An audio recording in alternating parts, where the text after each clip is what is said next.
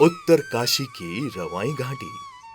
हिमालय की गोद में बसी ये घाटी अपनी प्राकृतिक सुंदरता के साथ साथ समृद्ध कृषि परंपरा के लिए भी जानी जाती है। यमुना नदी के किनारे फैली इस घाटी की उपजाऊ कृषि भूमि और बड़े सीढ़ीनुमा खेत इसे उत्तराखंड के दूसरे पर्वतीय इलाकों से अलग पहचान देते हैं।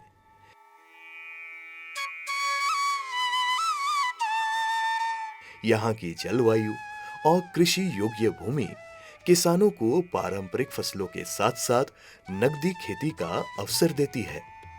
रवाई घाटी की रामा और कमल सिराई पटियाल लाल धान की खेती की वजह से अपनी अलग पहचान रखती है।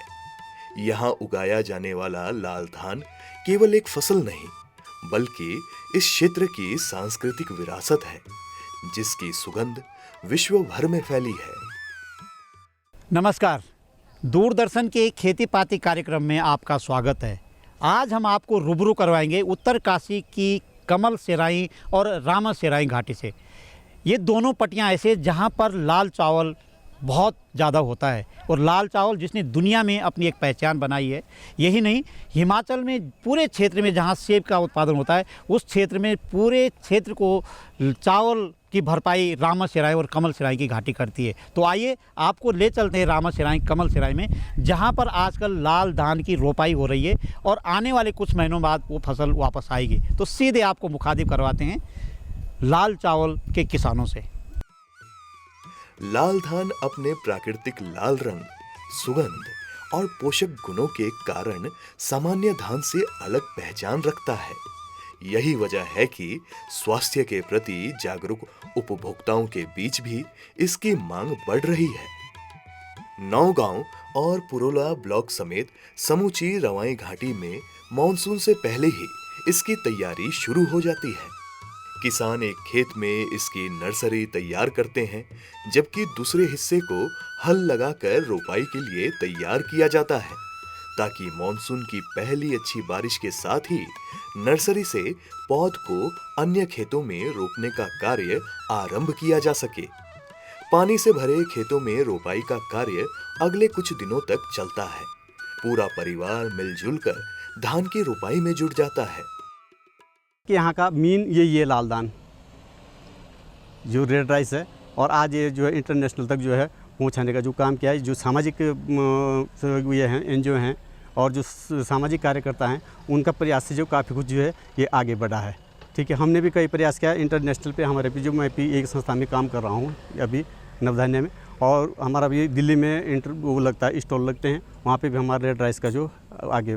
पर जो यहाँ का जो पूरा जो वो है वो यह है कि मतलब जो है बारिश सबसे मीन है, क्योंकि जलवायु परिवर्तन इतना हो गया है कि मतलब आप देख रहे होंगे जब बारिश चाहिए, आषाढ़ के महीने जो है जिसको हम आषाढ़ महीने, इस महीने यहाँ पे बारिश होती है, और ये है कि रोपाई के लिए जो वो है मतलब जो ये बिजाड़ें डाल रखी है, जिसको हम क्रॉप बोलते हैं धान की, वो हम एक साथ डालते हैं। उसके बाद जब निकालते हैं तो कहीं कहीं तो पूरा निकाल लेते हैं और कहीं कहीं जो उसको छाँट करके जो वो कर देते हैं। तो उसका कारण ये है कि एक तो उसमें समय की बचत यह है, और दूसरा है कि जिस खेत से निकाल रहे हैं हम, वो तो एक खेत तो वो मतलब जो उसको उस पर रोपाई नहीं करनी पड़ेगी आपको, क्योंकि वहीं पे जो उसी हिसाब से वो जो महिलाएं जो हमारे पहले परंपरा से चल के आई वो उस हिसाब से उसको छोड़ देंगे, और उसके बाद जो मतलब जो बीज है उसको जो है मतलब दूसरे खेत के लिए निकल जाएगा।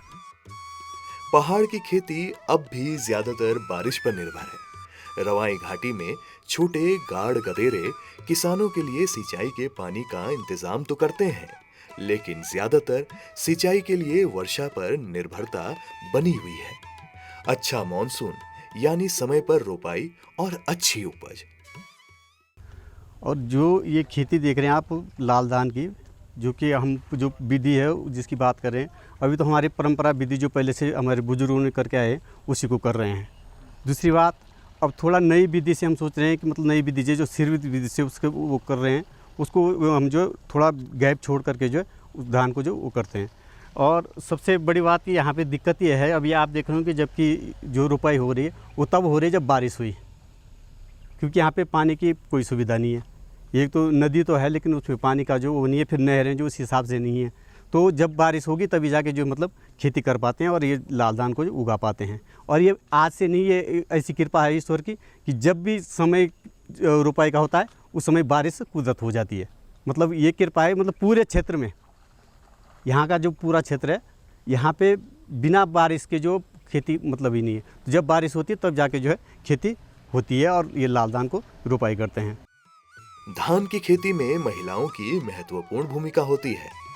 नर्सरी बनाने, खेत तैयार करने से लेकर लंबे समय तक पानी में खड़े होकर रोपाई करना और खेत के ये काम परिवार की साझी जिम्मेदारी बन जाते हैं। सबसे पहले हम हल लगाऊं, हल लगाने के बाद हम मयो लगाऊं। तो मयो लगाने के बाद जब हमारा खेत मतलब तैयार है जा, तब के बाद हम बीज उखाड़ेंगे, तब तो दूसरा खेत पर गड़ो देखा मतलब तब रोपाई करूँ ते हिसाब से मतलब बीज तो जो बिहार के गाड़ों से जो हमारे से लगी लूँगा हमारी त्यान उखाड़दम ते खेत की मतलब से त्या की जड़ ली। पर जो अब जो बीज हम उखानी ये दोबारा से जड़ ले लो। पर जो सी पौध हमारे से लगी त्यान उखाड़दम मतलब जो ते डोखरा लाएगी हम ते की छोड़ो और जो उखाना लाएगी ते हम उखाड़ेंगे ते। रोपाई का मौसम कभी गांव की सामूहिकता का भी प्रतीक था। एक दूसरे के खेतों में मिलकर काम करना, गीत गाना और श्रम को उत्सव की तरह निभाना गांव की संस्कृति का हिस्सा हुआ करता था। बदलते समय और खेती के बदलते तौर तरीकों ने इसे बदल दिया है। तरीकों के साथ यह सामाजिक परंपरा भी धीरे धीरे लुप्त होते जा रही है, जो कि गांव के बुजुर्गों के चेहरे पर साफ दिखता है। कि पहले सब लोग इकट्ठा होता तब रोपा तो कट्ठ न अब रोपा ये खुले रोपो अब जाएगी बेटी बुआरी पूरी न अब रोपो न और जरूरत ना। समय के साथ खेती के तौर तरीकों में भी बदलाव आया है। परंपरागत तरीके के साथ ही अब कुछ किसान धान रोपाई की श्री धान पद्धति अपना रहे हैं। इसमें पौधों को थोड़ी दूर पर लगाया जाता है ताकि हर पौधे को पर्याप्त जगह, पोषण और धूप मिल सके। किसानों का मानना है कि इससे पौध मजबूत होती है और उत्पादन बेहतर मिलने की संभावना बढ़ती है। श्री धान दो विधि से किया जाता है। हमारे जो किसान पहले हैं वो क्या करते थे कि परंपरागत से जो है कृषि करते थे। परंपरागत का मतलब जैसे हम मंडवा करते थे वैसे छीन करके डालते थे और धान को भी जो छीन करके डालते थे या नर्सरियों में जो है वो मतलब बीज घना डालते थे। तो जब बीज घना पड़ता है तो पौध तो कमज़ोर होगी, फिर उसको हम जो घने घने रूप से जो है परंपरागत विधि से जो हमारे पूर्वजों ने जो किया है उसी विधि से जो है चल के आ रहा है।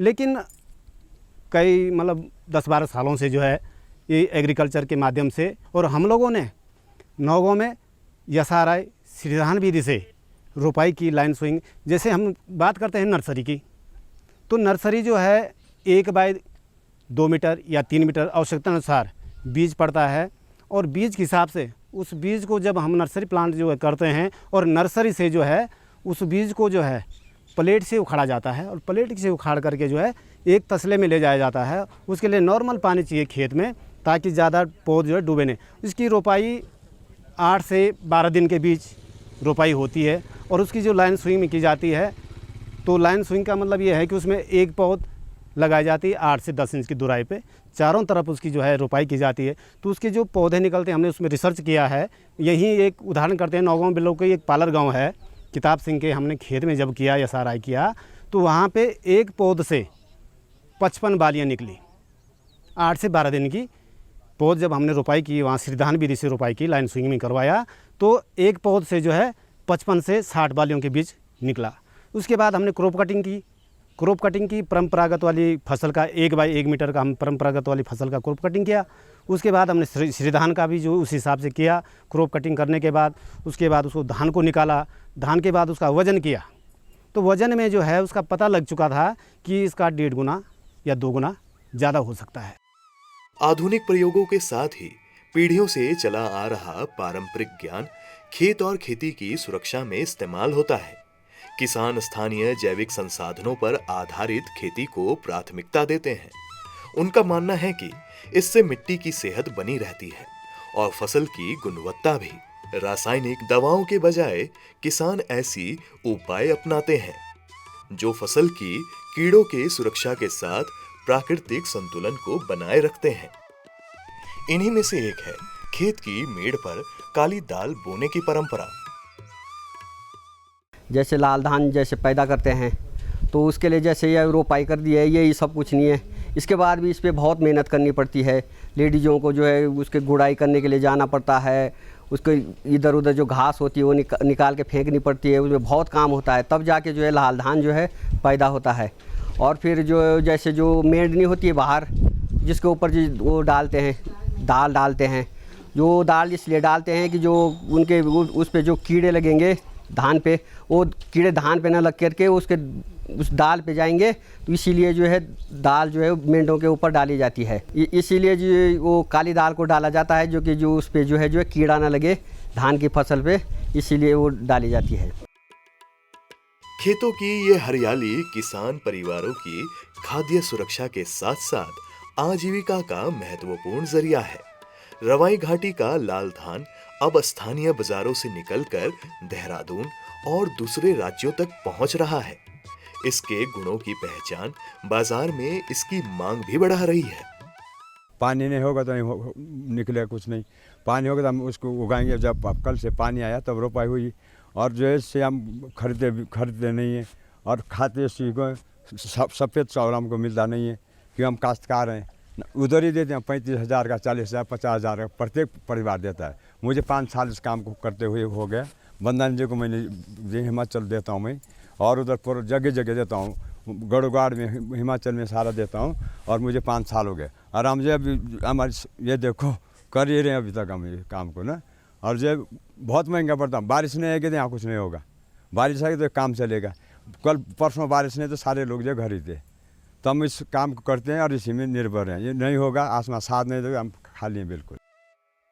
यमुना घाटी का ये लाल धान उत्तराखंड की विशिष्ट कृषि विरासत के रूप में भी पहचाना जा रहा है। उत्तरकाशी के वन डिस्ट्रिक्ट वन प्रोडक्ट के रूप में इसे बढ़ावा दिया जा रहा है। वहीं वर्ष 2023 में उत्तराखंड लाल चावल को जीआई टैग मिलने के बाद इस उत्पाद को कानूनी पहचान और वैश्विक बाजार तक पहुंच का नया अवसर मिला है। लाल चावल जब मैं शुरू में इसमें काम करती थी तो मैं देखती थी 60 से 70 रुपए के बीच में बिक रहा है। आज जब हमने इसका प्रचार प्रसार वैश्विक स्तर तक किया, यानी कि भारत मंडपम, प्रगति मैदान, IITF 2023 में हमने प्रेजेंट किया, तो वैश्विक स्तर पे इसके, क्योंकि वहाँ पे 8 से 12 देशों के लोगों का भी स्टॉल लगा था और वैश्विक स्तर पे इसकी पहचान हुई, तो उससे क्या है कि एक बूम जैसा हुआ। और आज जब हम लाल चावल की यहाँ पे जब किसानों से बात करते हैं तो किसान कहता है कि डिमांड बहुत है, और इसकी डिमांड ऐसी है कि जो मैं देखती हूँ हिमाचल तो यहाँ कई 1000 टन जाता होगा, कई 1000 टन मैं देखती हूँ, आए दिन मैं आती रहती हूँ क्षेत्र में। और हम क्या है कि हम लाल चावल के उत्पादन, जैसा मेरी भी एक चिंता है कि इसका जो संवर्धन है क्यों करना बहुत ज़रूरी है, इसलिए क्योंकि धीरे धीरे क्या हो रहा है, आप अगर जो मेनली किसान है उससे डिस्कस करेंगे, जिस खेत में पहले 2 बोरी होता था अब 1.25 पे आ गया, 1.5 पे आ गया। क्यों? क्लाइमेट चेंज का भी फ़र्क है। दूसरा जो उत्पादन है, उत्पादन क्या है कि अन्य जो फसलें हैं, जैसे मैं यहाँ से नीचे, अगर आप भद्रली से नीचे जाएंगे तो आपको टमाटर भी दिख रहा है उन्हीं खेतों में, पहले उनमें धान होता था, विशेषकर कमल सिराई में तो ज़्यादातर कैश क्रॉप की ओर जा रहा, तो कहीं ना कहीं प्रोडक्शन घट रहा है। हमें इस फसल को बचाना, ये हमारी धरोहर है। लाल धान रवाई घाटी की अमूल्य धरोहर है, लेकिन समय के साथ बेहतर आमदनी के लिए यहाँ के किसानों ने कृषि विविधता को अपनाया है। सिर्फ गेहूं या धान पर निर्भर न रहकर नकदी फसलों की खेती को विरासत मिली है। इसी सोच के साथ इस घाटी में टमाटर समेत अन्य नकदी फसलों का दायरा धीरे धीरे बढ़ने लगा है, जिससे गांव की अर्थव्यवस्था को भी नई दिशा मिली है। रवाई घाटी जो नकदी फसलों के लिए बहुत ही प्रसिद्ध है, लेकिन इस बार रवाई घाटी में टमाटर की बहुत अच्छी फसल हो रही है। और टमाटर की खेती कैसे करते हैं, टमाटर से स्वरोजगार लोग कैसे कमाते हैं, टमाटर स्वावलंबन की दिशा में कैसे आगे बढ़ रहा है, ऐसी नकदी फसल से सीधे आपको मुखातिब करते हैं। और चलिए रवाई घाटी। रवाई घाटी की जलवायु टमाटर जैसी सब्जियों के लिए अनुकूल है। यहाँ किसान सर्दियों के आखिर में नर्सरी तैयार करते हैं और मार्च अप्रैल में पौध रोपते हैं।